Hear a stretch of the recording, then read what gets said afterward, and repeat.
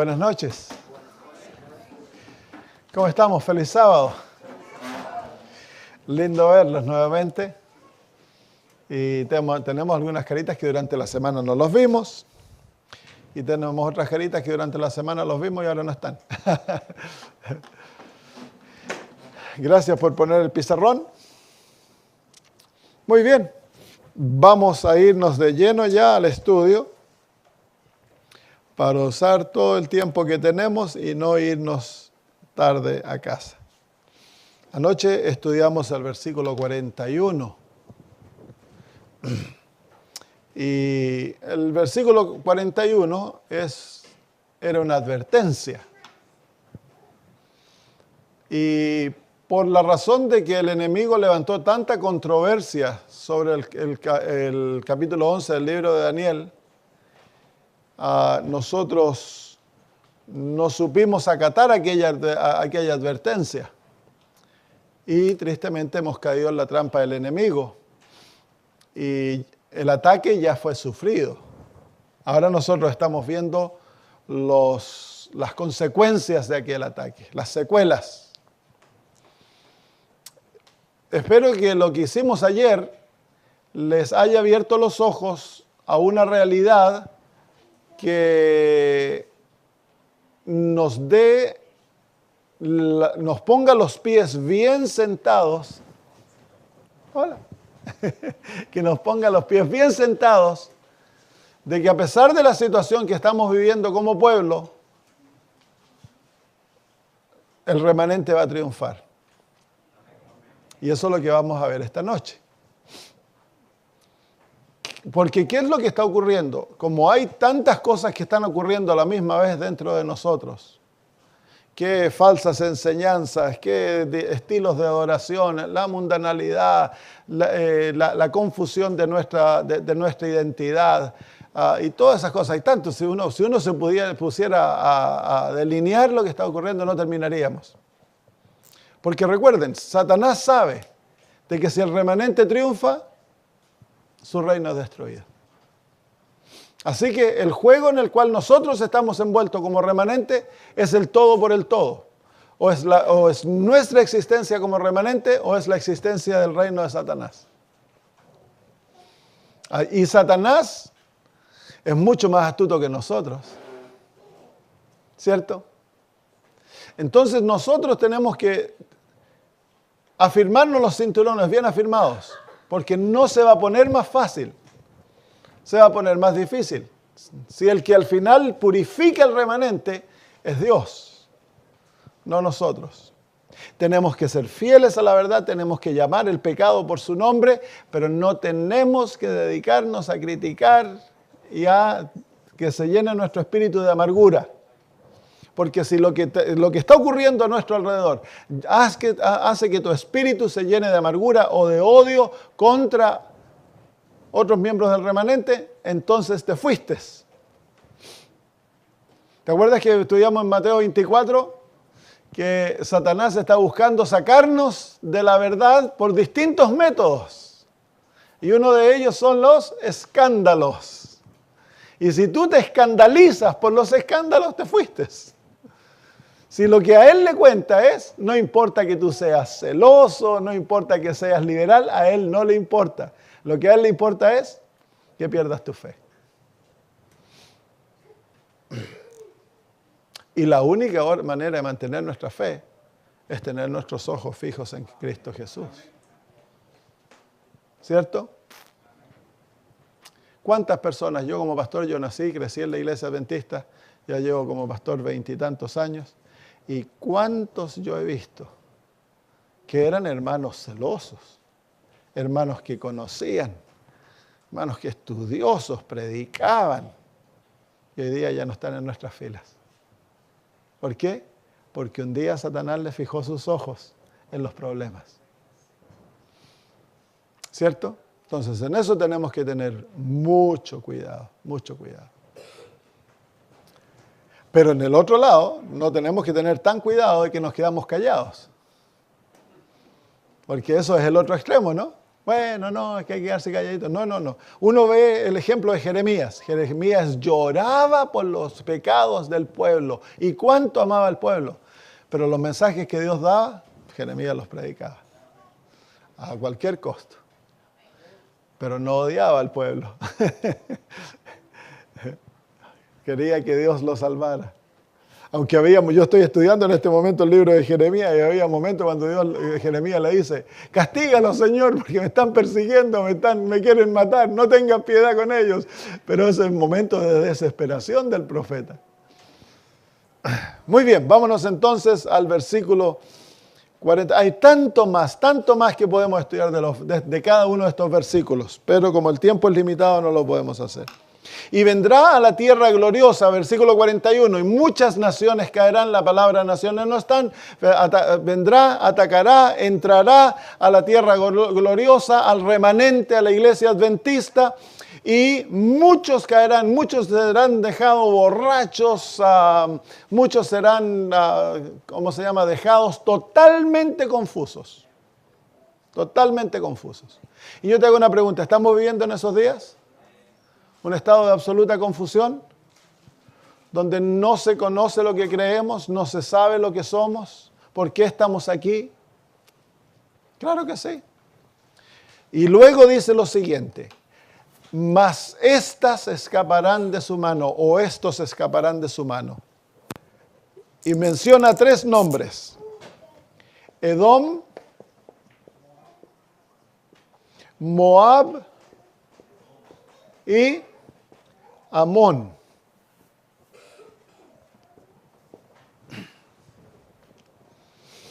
Si Israel fuera literal, estas serían naciones literales. Pero ninguna de estas naciones existen. Entonces ya sabemos que no son literales. Tenemos que buscar el significado. Entonces vamos a ver algunos versículos que nos indican, nos muestran el significado de esto. Vamos al libro de Génesis, capítulo 36 y versículo 1. Génesis 36, 1. Estas son las generaciones de Esaú, el cual es Edom. Así que Edom eran los descendientes ¿de quién? De Esaú. Descendientes de Esaú. ¿Y quién era Esaú? Hermano de Jacob. Por lo tanto, Edom es pariente de Israel. ¿Cierto? Pariente cercano de Israel. ¿Sí? Muy bien, vamos a ver a los otros. Génesis capítulo 19, versículos 37 y 38. 19, 37 y 38. Hablando de la relación incestuosa que tuvieron las hijas de Lot con el padre, dice, la mayor dio a luz un hijo y llamó su nombre Moab, el cual es el padre de los moabitas. Así que Moab es descendiente ¿de quién? De Lot, que era sobrino de Abraham.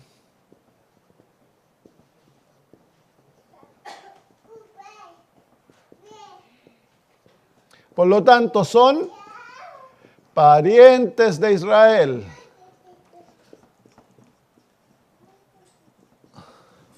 Muy bien, y Amón lo vemos en el próximo, versículo 38. La menor también dio a luz un hijo, y llamó su nombre Ben-Amí, el cual es padre de los amonitas. Así que también son los descendientes de Lot, pero son descendientes incestuosos. Era sobrino de Abraham, lo ponemos lo mismo, son parientes de Israel. Así que, ¿quiénes son los que se escapan del ataque? Los parientes de Israel. Mientras Israel es atacado, el remanente es atacado y queda en una situación desastrosa, los parientes de Israel se salvan. ¿Quiénes son los parientes de Israel? Bueno, vamos a ver lo que Jesús nos dice. Vamos al libro de Mateo capítulo 12, versículos 47 al 50. Mateo 12, 47 al 50. Dice, y le dijo uno, he aquí tu madre y tus hermanos están afuera y quieren hablar contigo.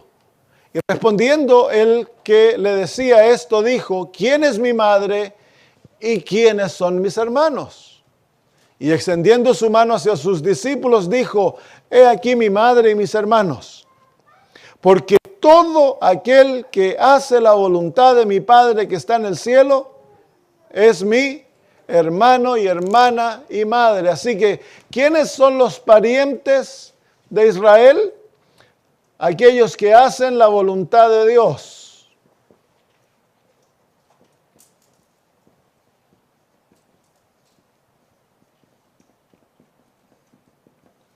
Vamos al libro de Lucas.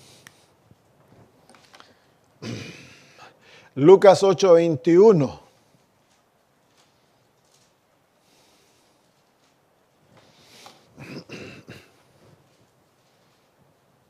Lucas 8:21. Entonces respondiendo él les dijo, mi madre y mis hermanos son aquellos que oyen la palabra de Dios y la ponen por obra. Así que los que obedecen la palabra de Dios.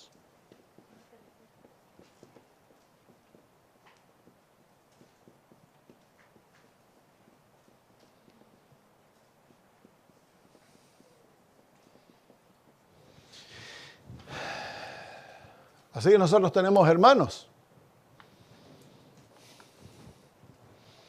No tienen nuestras verdades. Algunos son más cercanos que otros. Algunos son el resultado de una relación incestuosa, de fornicación. Así que algunos vienen del protestantismo y otros vienen del catolicismo y del paganismo, pero son hermanos.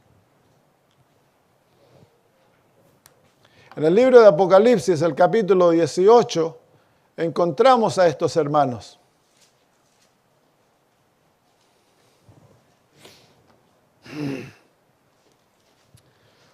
Dios envía un mensaje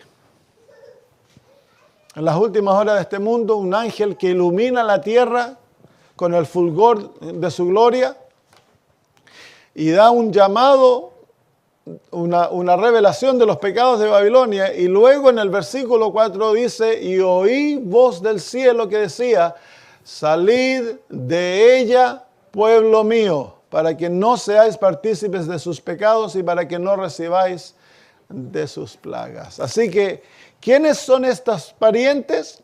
Son el pueblo de Dios que aún está ¿dónde? Que está en Babilonia.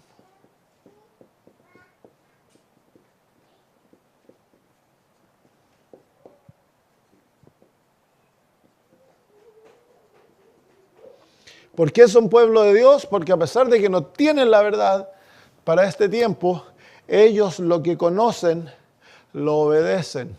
Lo que le conocen de la palabra de Dios son fieles y hacen la voluntad de Dios. Ellos son hermanos nuestros, diseminados en todo lugar de la tierra. En el hinduismo, en el budismo, en el islamismo, en el cristianismo apóstata, hay verdaderos seguidores de Cristo, que lo siguen, en muchos casos, ignorantemente. Porque todo aquel que sigue la verdad que posee es un seguidor de Jesús. Porque Cristo es la verdad. Toda manifestación de verdad es una manifestación de Jesús.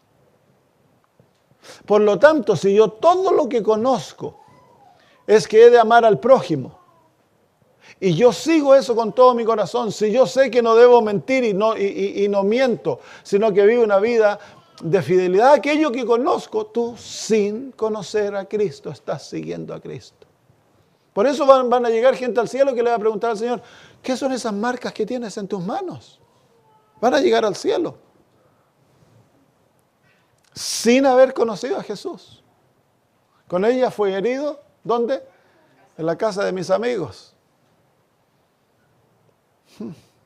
Van a conocer el plan de la redención en el cielo, les va a ser contado el plan de la redención a aquellas almas. Ellos son parientes nuestros. Por eso nosotros tenemos que tener mucho cuidado cómo nos relacionamos con hermanos de otra fe. ¿Cómo nos relacionamos con hermanos de otras denominaciones? Son nuestros hermanos. Nosotros predicamos un mensaje que desvela la condición como organizaciones que han caído. Pero dentro de esas organizaciones caídas hay gente de Dios, hay pueblo de Dios. Y la hermana de White dice que sus pastores son pastores de Cristo. Y tenemos que tener mucho cuidado de tener una actitud de superiorismo cuando hablamos con ellos. Porque yo te digo que mira, el versículo 42 presenta a este pueblo siendo más fiel que nosotros. Ellos no caen ante los engaños, sino que cuando Dios les abre sus ojos, ¿qué hacen? Están dispuestos a dejarlo todo, abandonarlo todo por seguir la verdad.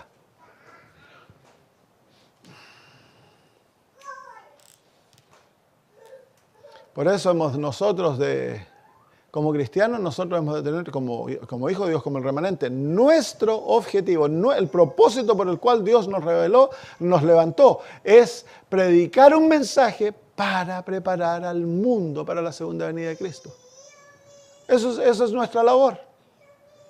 Hemos de llegar a todo el que se nos cruza por delante. Hemos de amar a los hermanos de otra fe. Amarlos para ganarle el corazón y que escuchen nuestro mensaje, porque Satanás ha levantado una campaña de oscurecimiento y de engaño en cuanto a quiénes somos nosotros y nos ha pintado como una secta que creemos cosas malas. En Australia por años se creía que los adventistas se comían a los niños. ¿Se acuerdan que hubo un pastor y su esposa que fueron a acampar a la Piedra Roja y un dingo les tomó el bebé que tenían? Y los acusaron a ellos.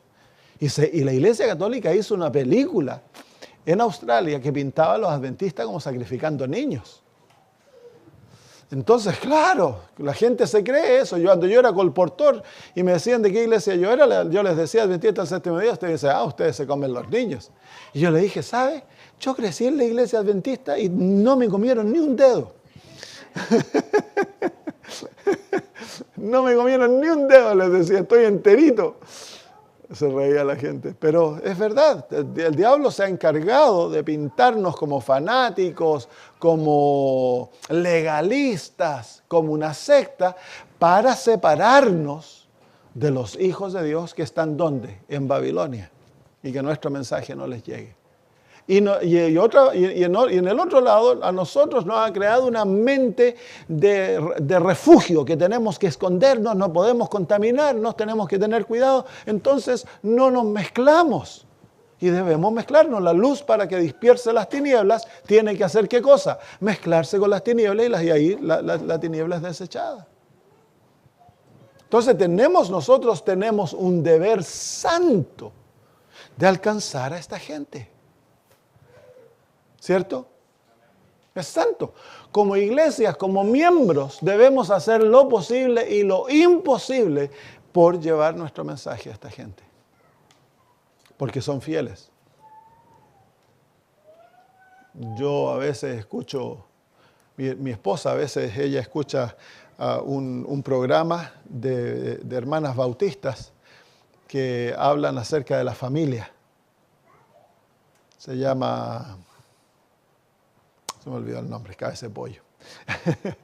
y uno ve cuánto esta gente ama al Señor y los conceptos, las ideas que ellos tienen, el entendimiento de las Sagradas Escrituras en estas áreas son profundísimas.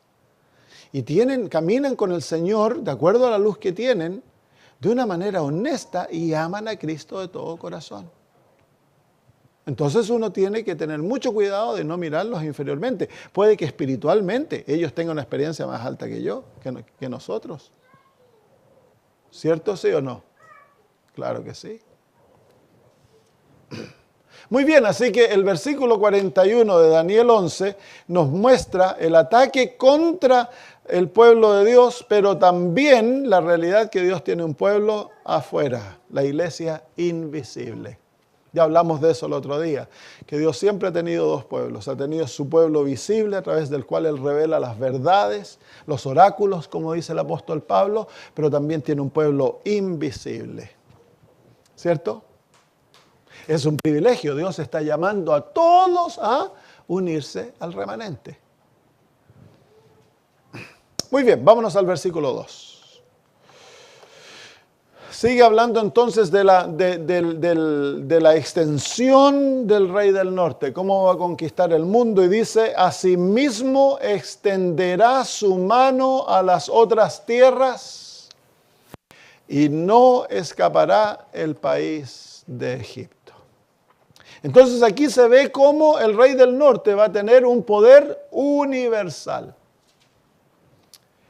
En el libro de Apocalipsis, el capítulo 13, el apóstol Juan, describiendo a los Estados Unidos, en el versículo 11 dice: después vi otra bestia que subía de la tierra, capítulo 13, versículo 11, y tenía 2 cuernos semejantes a los de un cordero, pero hablaba como un dragón. Esa es descripción de los Estados Unidos de Norteamérica. Y ejerce todo el poder de la primera bestia en presencia de ella. ¿Cuál es la primera bestia? La primera bestia es el papado. El papado. Y dice que los Estados Unidos va a ejercer, ¿qué tipo de autoridad? Todo el poder. Todo el poder tiene de la primera bestia. ¿Y cuál fue el poder de la primera bestia cuando reinó en la Edad Media?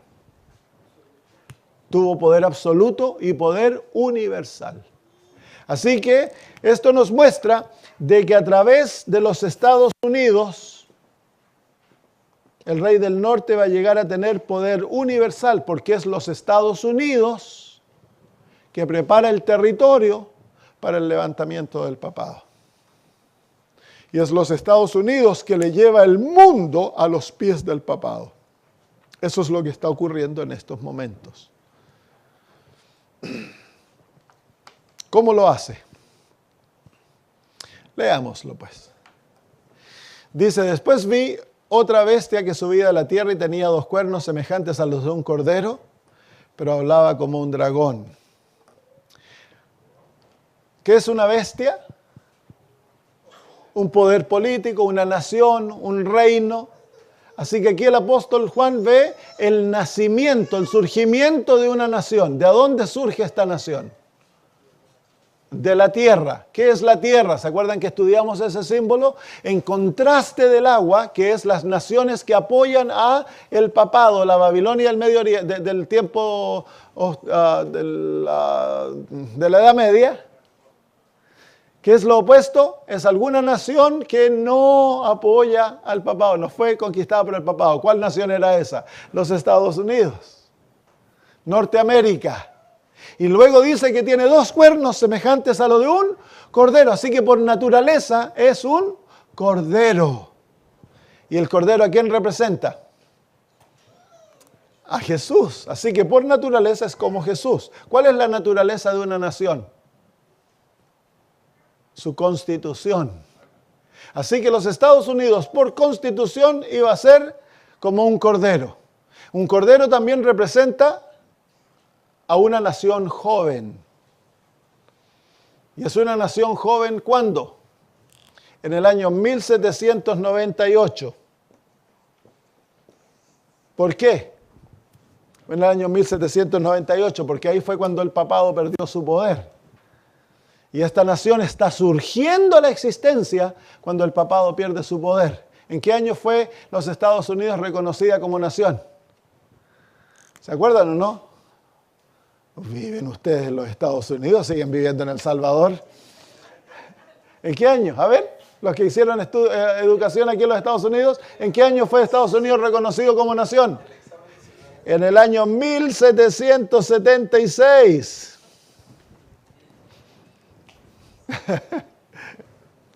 Fue reconocida internacionalmente, especialmente por Francia, en el año 1776 como nación. Entonces es un cordero, es una nación joven, pero en su naturaleza es una nación cristiana. Es como Cristo, no es católica, por lo tanto es protestante en su naturaleza. A pesar de que fue establecida como nación que iba a albergar a todos aquellos que iban a ser perseguidos y daba libertad de conciencia, abría las puertas para todos aquellos que quisieran venir a su tierra y adorar a Dios de acuerdo a su conciencia. Daba libertad de religión, libertad de expresión y un país donde no hubiera papa, una iglesia sin papa y un reino o un estado sin rey. Una nación gobernada ¿por quién? Por el pueblo. Una nación republicana. Pero dice que habla como dragón, así que habla ¿cómo se llama? Su constitución es como oveja, pero habla como dragón. ¿Cómo habla una nación? ¿Cómo habla una nación? Por sus leyes. Así que va a haber un cambio de naturaleza porque hay una diferencia bien grande entre un cordero y un dragón. Y es esto que le identifica a esta nación como el falso profeta. Porque parece oveja, pero por dentro, ¿qué es lo que es? Un dragón. Entonces, falso profeta, ¿se acuerdan lo que dijo el Señor Jesús? Que los falsos profetas vienen a vosotros vestidos de oveja, pero por dentro son lobos rapaces. Así que ahí está el falso profeta. ¿Y cuál es la característica de un falso profeta? Que hace milagros. Y luego que hace milagros, invita al pueblo a desobedecer la ley de Dios. Y Estados Unidos hace exactamente lo mismo. Ya lo vamos a ver. Muy bien, vamos al versículo 12. Y ejerce todo el poder de la primera bestia en presencia de ella. Así que el versículo 12 nos muestra que hay una unión entre el papado y los Estados Unidos. Se hace una unión. Esa es profecía. Porque esta unión es ilegal, porque el papado es el catolicismo y en Estados Unidos es el protestantismo. Enemigos. Sin embargo, la profecía ya decía que se iban a unir porque dice que ejerce todo el poder de la primera bestia en presencia de ella. Así que, ¿quién está delante y quién está detrás? ¿Quién es el que ejerce el poder? ¿Quién es el que hace la autoridad? Es los Estados Unidos de Norteamérica, pero ¿quién está dirigiendo de atrás? El papado. ¿Se formó esta unión ya o la estamos esperando que se forme? No, esa unión ya está formada, décadas. Está formada, pero se visualizó y vino en el público y todos lo vieron ¿en qué año? En el año 2015. Cuando el papado visita a los Estados Unidos y se le permite que hable al Congreso. Muy bien, así que cumplimiento de profecía. Y dice versículo 12, y hace a la tierra y a los moradores de ella adorar la primera bestia cuya herida de muerte fue sanada. Y así que ¿quién es el que lleva a la tierra a adorar al papado? Los Estados Unidos de Norteamérica. Recuerden que pertenecen al mismo sistema, a Babilonia. Versículo 13. Ahora viene cómo hace que el mundo adore al papado. Y hace grandes señales de tal manera que aún hace descender fuego del cielo a la tierra. Dice, descender fuego del cielo a la tierra delante de los hombres. Así que, ¿qué es lo que hace el falso profeta? ¿Qué hace? Grandes señales, milagros. Hace descender fuego del cielo a la tierra. ¿Qué es el fuego del cielo? Va a haber un fuego literal que va a caer. Pero se nos dice que fuego es símbolo de ¿quién? Es símbolo de Dios, ¿cierto? Pero específicamente del Espíritu Santo. ¿Se acuerdan que descendió sobre los apóstoles y discípulos cuando vino el día del Pentecostés? ¿Y se acuerdan? ¿Qué historia está detrás de esto? Hay una historia en el Antiguo Testamento donde descendió fuego del cielo. Elías. Entonces, aquí está la historia detrás de esto. Así que el fuego que desciende del cielo es un símbolo que nos dice que viene un gran reavivamiento, pero es falso. Es un reavivamiento que va a hacer al mundo creer que Dios está bendiciendo. Oh, y se van a ver muchos convertidos y va a haber milagros, sanidades y todo. Pero el movimiento no va a ser de Dios, va a ser del diablo. Wow.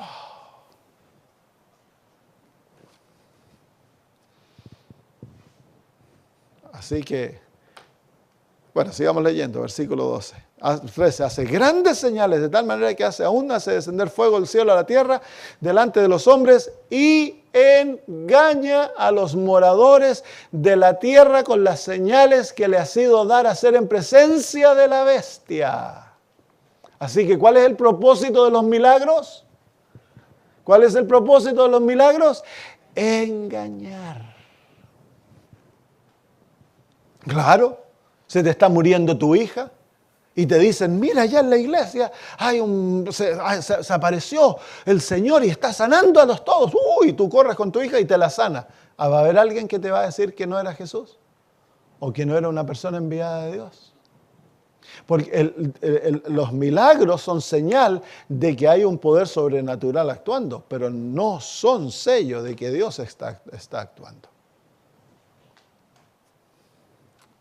¿Cómo debemos juzgar nosotros todo movimiento? Por un escrito está, por la palabra de Dios, a la ley y al testimonio. Si no hablaren conforme a esto, no hay luz en ellos. Pero para hacer eso tú tienes que conocer la palabra de Dios. Si no, vas a ser llevado por la corriente. Hace grandes señales de tal manera que aún hace descender, engaña a los moderadores de la tierra con las señales que le ha sido dado a hacer en presencia de ella. Y miren lo que dice ahora. Mandando a los moradores de la tierra que le hagan imagen a la bestia que tiene la herida de espada y vivió. Así que el propósito de los milagros es ¿qué? Los milagros es engañar, ¿cierto? El propósito de los milagros es engañar. ¿Engañar para qué? Para que los moradores de la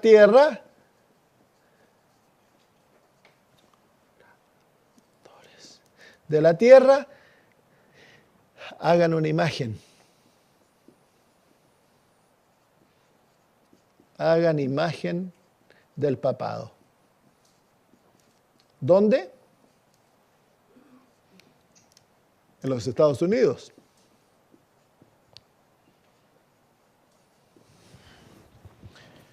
Entonces nos tenemos que preguntar qué cosa. ¿Qué es la imagen de la bestia? ¿Cómo se puede formar una imagen del papado? Pregunta, ¿qué historia del Antiguo Testamento está detrás de este versículo? Daniel capítulo 3, la historia cuando Nabucodonosor formó una imagen y demandó que todo el mundo la adorara. Así que si quieres obtener más detalles de lo que va a ocurrir, te tienes que ir a Daniel 3 a estudiar y ver lo que ocurrió allá. Entonces, esta imagen, por supuesto, es simbólica, no es una imagen literal. Es una copia del sistema papal. ¿Y qué es el sistema papal? Estoy buscando aquí, voy a borrar acá arriba. ¿Qué es el sistema papal? ¿Sacaron foto? ¿Qué es el sistema papal?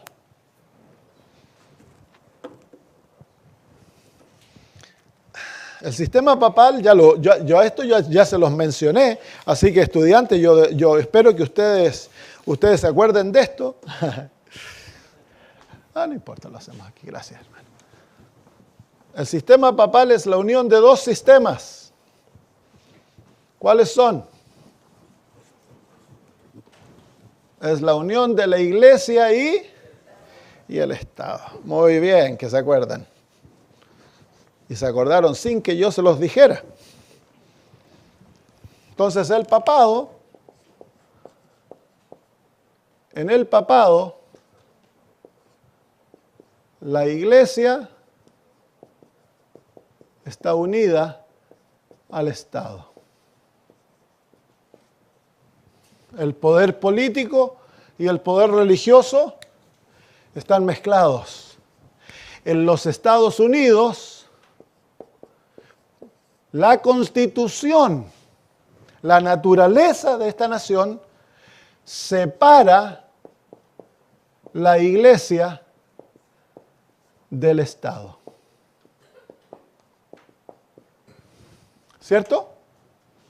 Hay separación. La Constitución prohíbe que el Estado intervenga en los asuntos de la Iglesia y que la Iglesia se meta en los asuntos del Estado. Ahora, eso ya casi no se está viendo, pero la Constitución, eso es lo que se estableció, porque no quería que se formase un papado en la Tierra Nueva, donde la Iglesia controla al Estado y usa al Estado para enforzar sus dogmas y creencias. Entonces dice que en los Estados Unidos se va a formar ¿qué? Una imagen de la bestia. Entonces, ¿qué va a pasar en los Estados Unidos? En los Estados Unidos, de acuerdo a la profecía, y esto aún no ocurre, los Estados Unidos se va a unir la Iglesia y el Estado.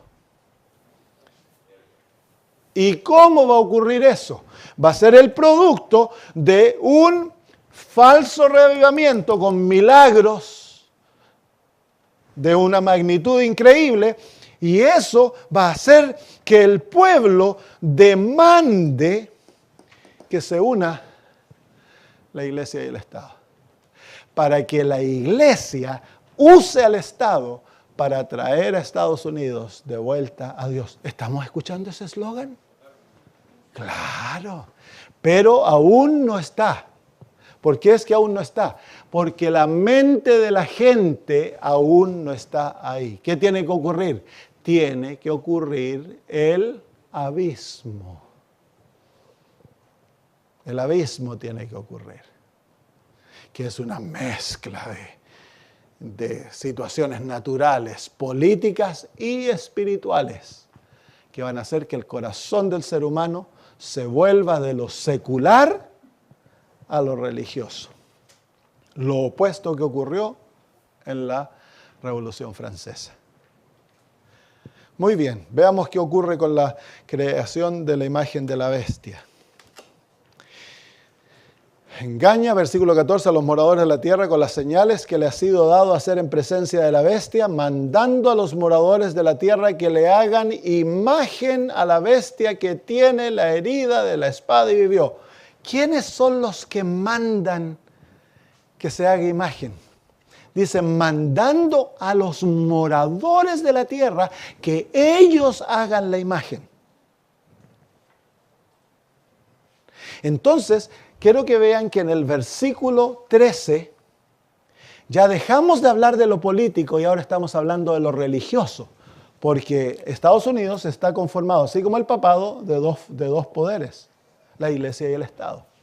Los versículos 11 y 12 nos apuntan al Estado. Desde el versículo 13 en adelante está en juego la Iglesia. Es la Iglesia, a través de la Iglesia, del poder religioso, que se hacen los milagros. Los políticos no van a estar haciendo milagros. ¿Sí o no? Entonces, ¿quiénes van a ser los que le van a decir a los moradores de la tierra que hagan la imagen de la bestia? Van a ser los pastores de los líderes de las iglesias, que le van a vender la píldora al pueblo, y que el pueblo, como le diga a sus líderes, que hagan la imagen de la bestia, a los líderes políticos. El pueblo va a demandar de los líderes que se una la Iglesia y el Estado. Y ellos van a ser influenciados ¿por quién? Por sus líderes religiosos.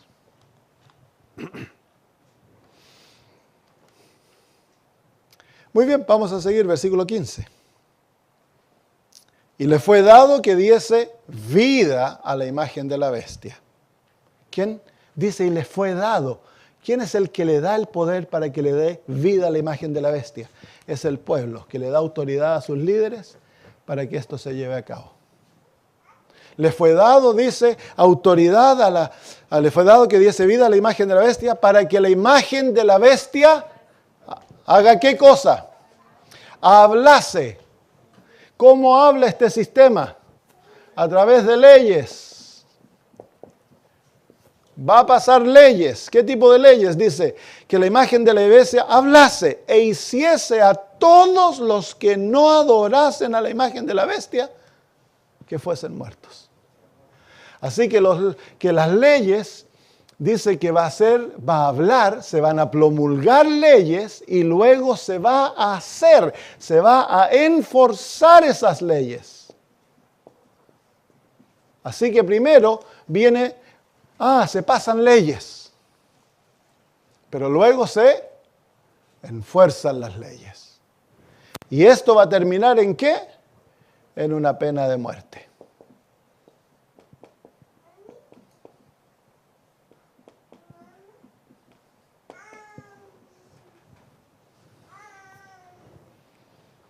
¿Y sobre qué asunto es? ¿Cuál es la ley? Versículo 16.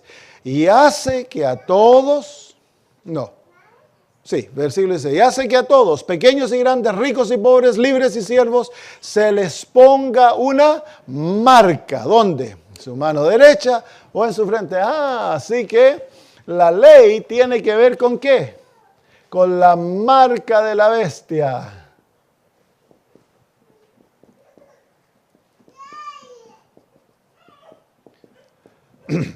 Así que en los Estados Unidos se va a enforzar una marca que es marca de la autoridad, no de los Estados Unidos, sino que del papado. Mire cómo lo dice el versículo 17.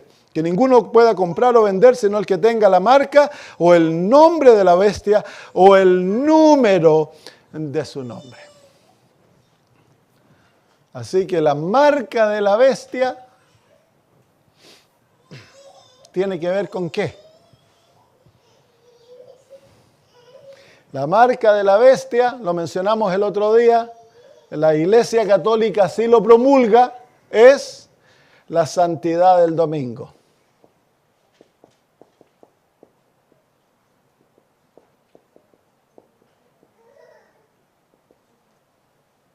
Santidad del domingo. Enforzada por...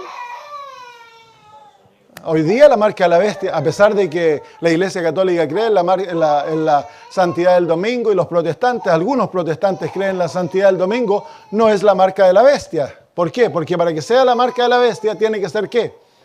Tiene que ser legislada, tiene que ser forzada por ley. Pero la Iglesia Católica reconoce el cambio de la santidad del sábado a la santidad del domingo como la marca de su autoridad. Hay muchas citas que muestran eso. Esa es la última batalla. La última batalla. ¿Y se fijan que hay pasos para llegar allá? ¿Cuáles son los pasos? Estados Unidos tiene que obtener poder universal. Cuando Estados Unidos obtiene poder universal, luego ¿qué viene dentro de los Estados Unidos? Comienza en los Estados Unidos, viene un gran reavivamiento, caracterizado ¿por qué? Por milagros. El resultado de aquellos milagros es ¿qué? Que el pueblo es engañado. ¿Y qué hace el pueblo? El pueblo es, sus pastores, sus líderes, lo convencen de demandar de los líderes que se viole esto, la separación de iglesia y Estado, y se una la iglesia con el Estado, y cuando se una la iglesia con el Estado, las iglesias van a usar al Estado para que pasen leyes y sean enforzadas de la violación de la conciencia. ¿Cuándo en los Estados Unidos? Las iglesias, uniéndose al Estado, lo usen al Estado para que el Estado imponga, esa es la palabra, imponga sus dogmas, sus creencias, sus prácticas, ya sabemos que la imagen está formada. Eso aún está en lo futuro, pero no tan lejos. ¿Cuál es la última batalla? La marca de la bestia. ¿Qué es la marca de la bestia? Se va a enforzar la santidad del domingo. ¿A qué costo? A pena de muerte eventualmente. Pero antes que llegue la pena de muerte, ¿qué se va a hacer? Se va a quitar las libertades. Y eventualmente no vas a poder comprar ni vender. La presión va a ser absoluta. ¿Qué puedes hacer tú si no puedes comprar y no puedes vender? No puedes hacer nada. Te quitaron totalmente todas tus libertades. Y luego, si no te sometes, va a llegar el momento en que el Estado va a decir, bueno, es mejor que algunos mueran y que no toda la nación perezca. Y se va a poner el día y la hora en los cuales van a morir. Entonces, esa es la última batalla. Y eso es lo que, si vamos a Daniel capítulo 11, versículo 42,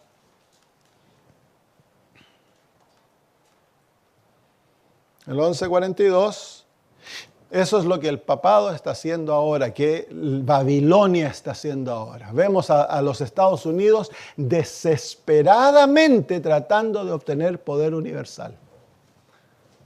¿Cuántas naciones se les impuso tarifas económicas? Y fueron pero fantásticas. ¿Qué pasó con Venezuela? Ahora no les está yendo tan bien con Irán, pero si Dios lo permite y Estados Unidos se impone en Irán, cae el gobierno y toma control del estrecho, Estados Unidos va a tener básicamente control absoluto de esa área y no tan solo de la gasolina, del petróleo, que le va a dar un poder económico increíble. Y por un poco de tiempo, Estados Unidos va a alcanzar el clímax de poder, de economía, va a llegar a ser la nación indisputada. China no lo va a hacer. Algo le tiene que pasar a China. Ya Rusia, Ucrania ya lo dejó casi sin nada. Y algo le tiene que pasar a los poderes islámicos. Así que en los próximos meses vamos a ver tremendos cambios. Tremendos cambios. Si el Señor así lo permite.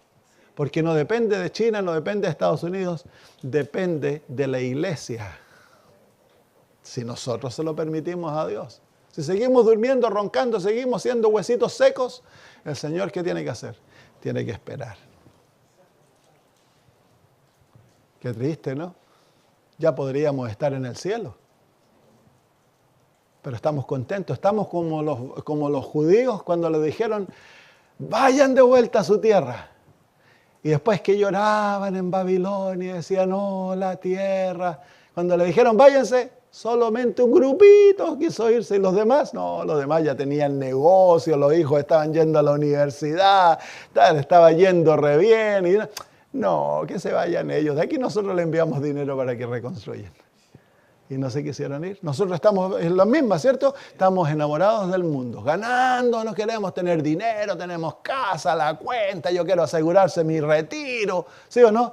Quiero asegurarme mi vida y mi muerte en este mundo. Cuando el Señor está desesperado por terminar la historia. ¿Será que el Señor nos va a tener que reemplazar por un pueblo más fiel? Yo imagínense que se convierta en 1 millón de musulmanes que están dispuestos a ponerse una bomba y explotarse por los ideales de ellos. Terminarían la obra así. 1 millón de hermanos pentecostales que son pero fervorosos, terminarían la obra así. Pero nosotros adventistas del séptimo día, no, déjenme dormir un ratito más que estoy súper cómodo, dicen. ¿Cierto? No me despierten, los huesitos le abren los ojos, le dicen, no, todavía no me reaviven, que estoy re bien en el valle. ¿Sí o no? Esa es la condición, esa es la situación nuestra. No queremos que venga el fin. ¿Por qué? Estamos muy cómodos. Si después, pastor, yo me vine a Estados Unidos porque allá era pobre, ¿cómo voy ahora a ser pobre? ¿No? ¿Que me persigan? No puede ser. Ese es el problema. Ese es el gran dilema que Dios se enfrenta. Mire, vengan a Apocalipsis 7. Si Apocalipsis 7 es bien claro el por qué el Señor no ha terminado. El Señor podría terminar cuando Él quiera, pero es que tiene que tener una iglesia que es victoriosa. Dice el versículo 1, después de estas cosas vi 4 ángeles en pie sobre los 4 ángulos de la tierra, deteniendo los 4 vientos de la tierra, para que no soplase viento sobre la tierra, ni sobre el mar, ni ningún árbol. ¿Ese viento qué es lo que es? Ese viento es el abismo que se viene. Viene el tiempo de angustia, el tiempo de angustia previo y el tiempo de angustia. Y el Señor no puede. ¿Por qué? Dice, y vi otro ángel que subía de donde nace el sol, teniendo el sello del Dios viviente, y clamó con gran voz a los 4 ángeles a los cuales era dado hacer daño a la tierra y al mar, diciendo, no hagáis daño a la tierra, ni al mar, ni a los árboles, hasta que hayamos sellado a los siervos de nuestro Dios en sus frentes. Así que, ¿por qué no se pueden soltar los vientos? Porque no hay un pueblo para ser sellado. Y mientras no haya un pueblo para ser sellado, Dios no puede soltar los vientos.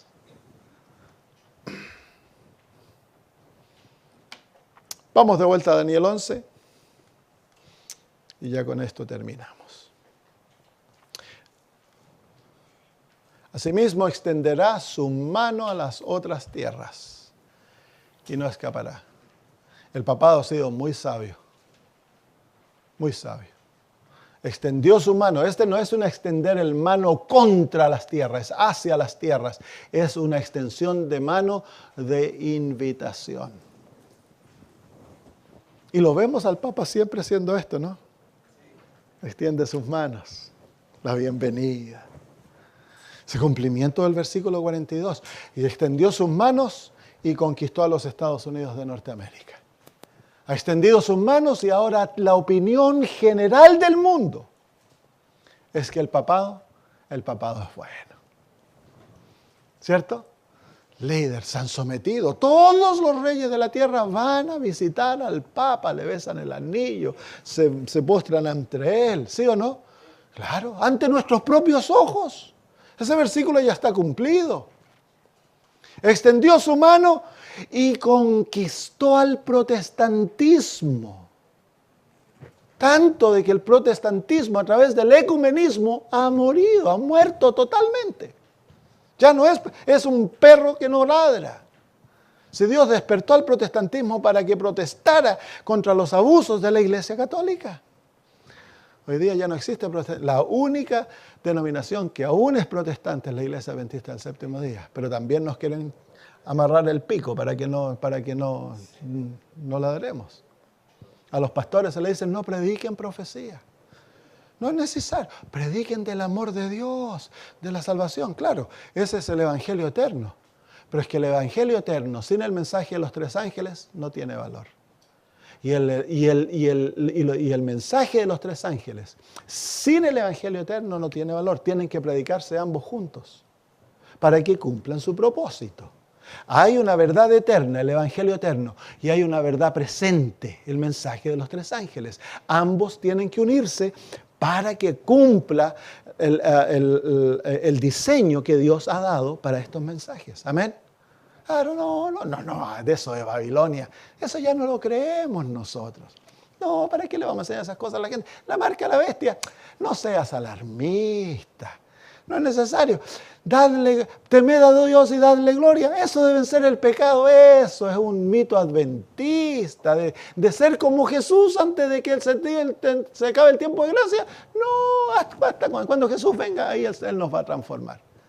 Entonces, ¿qué están haciendo? Están destruyendo. Ya lo vimos ayer.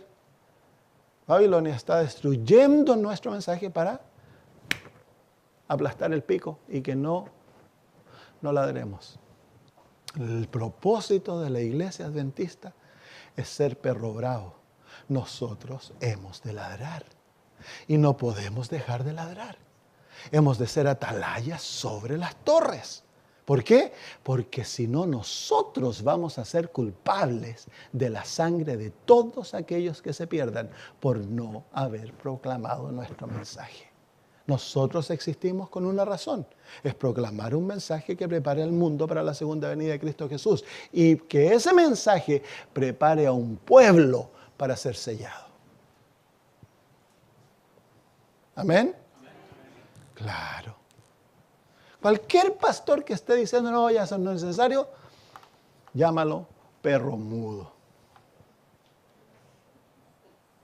Sí. No vamos a decir el otro sobrenombre que le tenemos a esos pastores.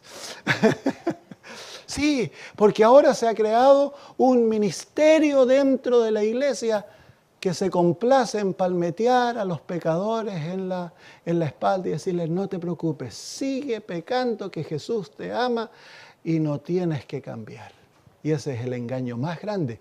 Cuando llegue, se acabe el tiempo de gracia y venga la hora de la liberación del pueblo de Dios, esta gente que fueron engañados por sus pastores van a destruir a sus líderes religiosos por haberlos engañado. No te dejes guiar por lo que dicen hombres. El otro, no, es que ya el espíritu de profecía. No, es que el espíritu de profecía, no, así es que era una buena viejita ella, pero se equivocó. No, si tiene tantas inconsistencias, dice. Está solo buena para ella estudiar porque ella te ayuda a la vida espiritual, esa, pero le quitan totalmente la autoridad profética a Elena de White. Y Elena de White no fue dada por Dios para entretenernos. Dios nos dio a Elena de White como una profeta para corregirnos. Ese es el propósito de los profetas, para tirarnos las orejas, tirarnos las patillas, mostrarnos nuestro pecado. Y déjenme decirles esto, hermanos. La palabra de un pastor como yo es una opinión. Usted puede tomarla o dejarla. Pero la palabra de un profeta es palabra de Dios. No se te deja a ti la libertad de escoger tomarla o dejarla. Si tú la dejas, es al costo de tu vida eterna. ¿Sí o no? Claro.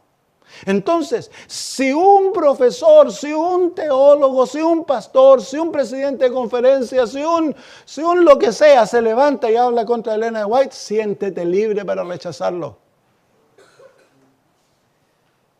Siéntete libre para decirle, pastor, usted está equivocado, porque el pastor, el líder, el teólogo, el científico son igual que nosotros, miembros de iglesia. Ellos no tienen autoridad sobre nosotros como que fueran jefes. Somos todos miembros, partes del cuerpo. Entonces el miembro tiene derecho a llamarle la atención a su pastor, a su líder, al teólogo. Tiene derecho a decirle, usted está equivocado, mire lo que dice el espíritu de profecía. Y escoger, creer lo que dice la Biblia y el espíritu de profecía. No importa que se enojen.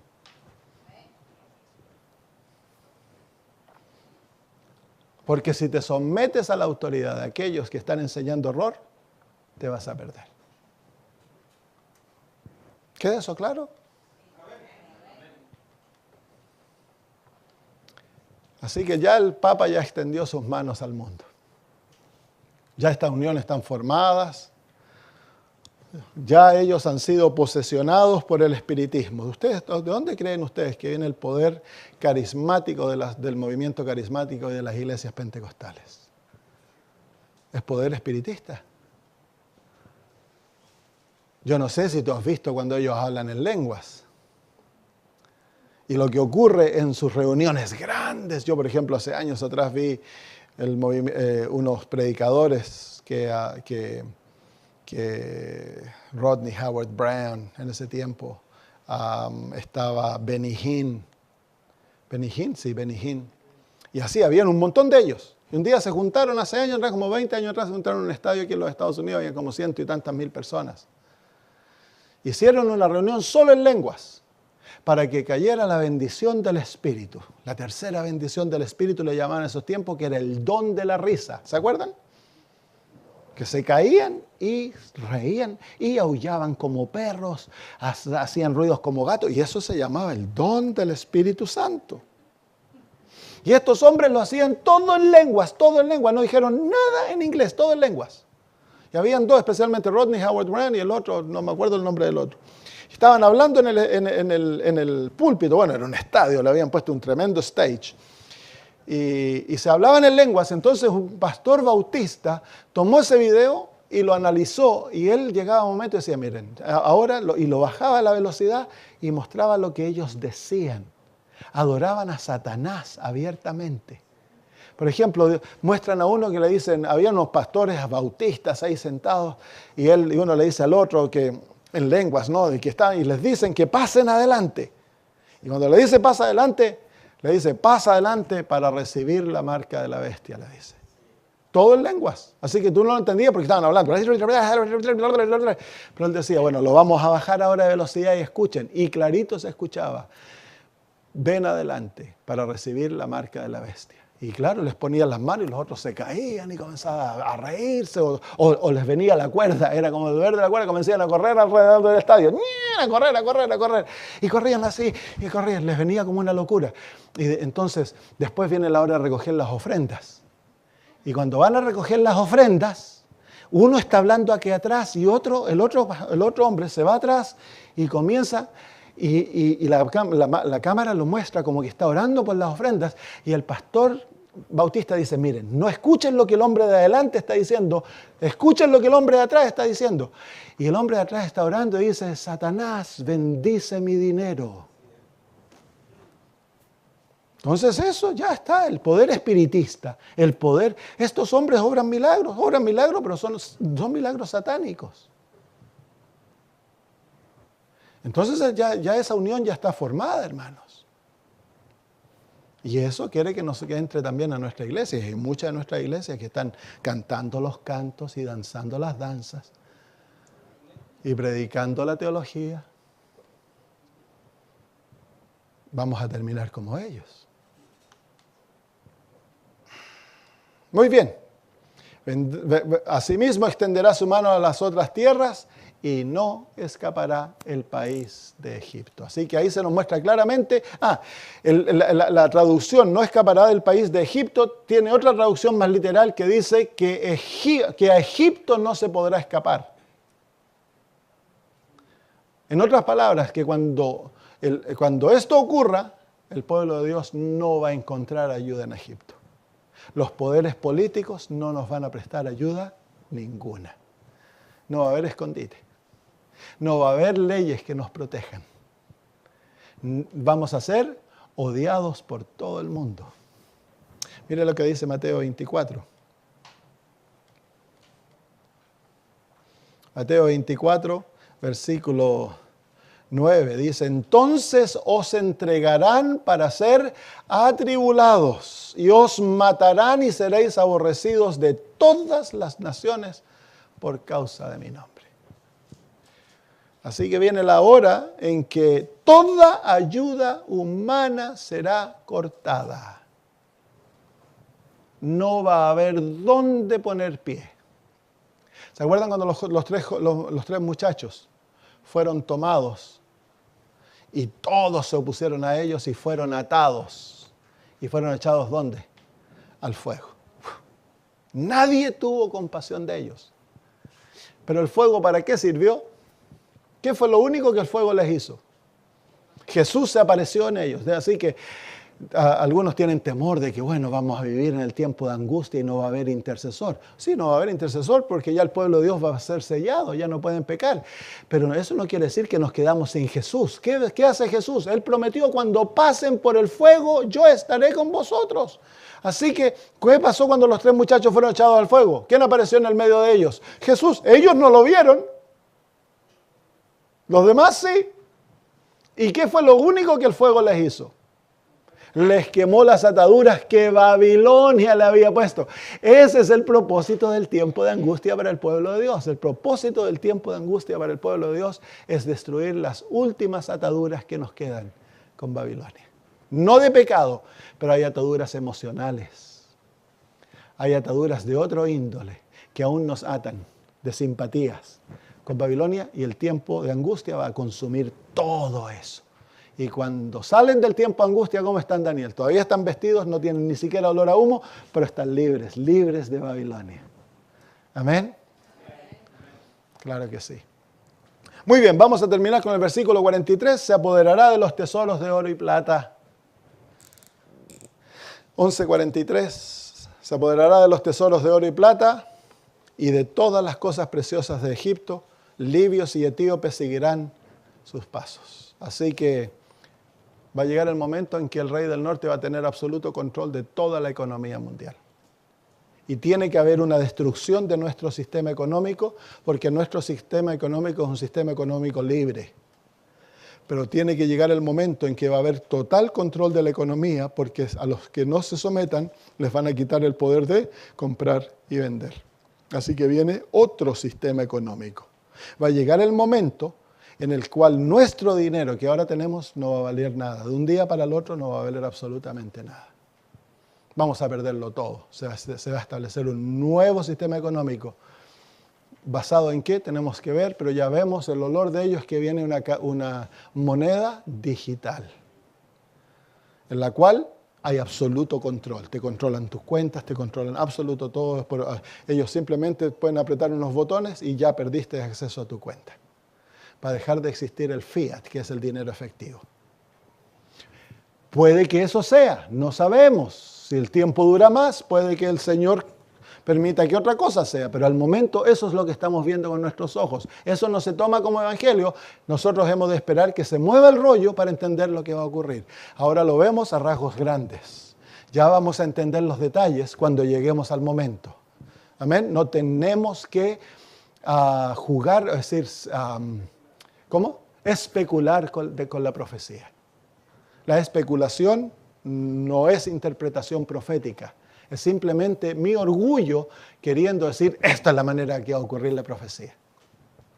Muy bien, y termina el versículo 42 diciendo que Él se apoderará de todas las cosas preciosas de Egipto. Yo no entiendo esa frase, me he pasado mucho rato pensando, buscando información bíblica, que qué es lo que significa, pero no todavía puedo decir que esto es lo que quiere decir. Así que me parece que vamos a esperar que el Señor nos dé entendimiento en cuanto a eso. Y luego dice, libios y etíopes seguirán sus pasos. Los libios y los etíopes estaban más al sur que Egipto. Así que esto para mí dice de que va a haber todo el mundo, todos los poderes políticos serán conquistados. Ninguno va a arrancar. Y luego el versículo 44 que lo vamos a estudiar mañana, en la mañana, pero noticias del oriente y del norte lo estremecerán. Eso lo estudiamos mañana. Ese es el reavivamiento del pueblo de Dios. Así que vienen buenas noticias. Amén. Muy bien, ¿hay alguna pregunta?